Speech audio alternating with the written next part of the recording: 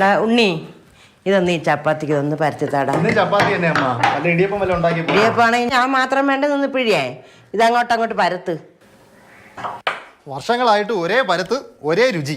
ഉണ്ണിച്ചേട്ടാ, കുഴക്കയും വേണ്ട, ഉരുട്ടയും വേണ്ട, പരത്തയും വേണ്ട. പിന്നെ ചപ്പാത്തിയിലുണ്ട് കേട്ടോ വെറൈറ്റി രുചികൾ.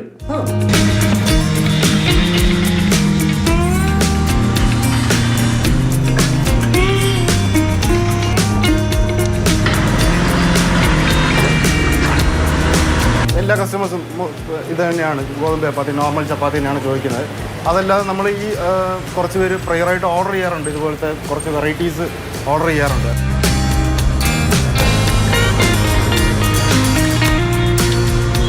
ക്യാരറ്റ് ചപ്പാത്തിയാണ്.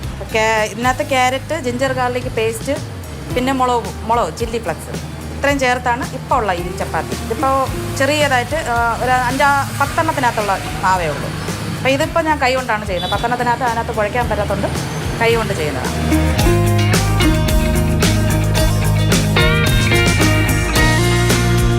ഇതിപ്പം നമ്മുടെ പുതിന ഇലയാണ്. പുതിന ഇല, ഇഞ്ചി വെളുത്തുള്ളി പേസ്റ്റ്, പിന്നെ ചില്ലി ഫ്ലക്സ് ഇത്രയും കൂടെ ചേർത്തുണ്ടാക്കിയ പേസ്റ്റാണ് മാവിൽ കുഴയ്ക്കാൻ പോകുന്നത്. ഇത് ആലു ചപ്പാത്തിയാണ്. ഇതിനകത്ത് നമ്മുടെ പൊട്ടറ്റോ, പുതിന ഇല, ജിഞ്ചർ ഗാർലിക് പേസ്റ്റ്, പിന്നെ ചില്ലി ഫ്ലക്സ് ഇത്രയും മിക്സ് ചെയ്തിട്ട് ഇത് മിക്സ് ചെയ്ത് വെച്ചേക്കുന്നത്. ഇത് നമ്മളിനി മാവിലോട്ട് മിക്സ് ചെയ്യും.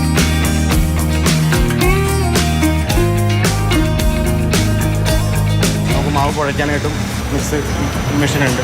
പിന്നെ അത് കഴിഞ്ഞിട്ട് കുഴച്ച മാവ് എടുത്തിട്ട് നമുക്ക് ബോൾ കട്ട് ചെയ്യാനായിട്ട് കറക്റ്റ് നമ്മൾ പറയുന്ന നമ്മൾ ഫിക്സ് ചെയ്യുന്ന സൈസ് ആ ഒരു ഷേപ്പിൽ തന്നെ ബോൾ കട്ട് ചെയ്ത് വരും. കട്ട് ചെയ്തെടുത്ത ബോൾ എടുത്തിട്ട് നമ്മൾ ഈ പ്രസ്സിങ് മെഷീനിൽ വെച്ചിട്ട് പ്രസ് ചെയ്തെടുക്കുക. പ്രസ് ചെയ്തെടുത്തതിന് ശേഷം പിന്നെ നമ്മൾ കല്ലിലിട്ട് ചുട്ടെടുക്കുന്നതാണ്.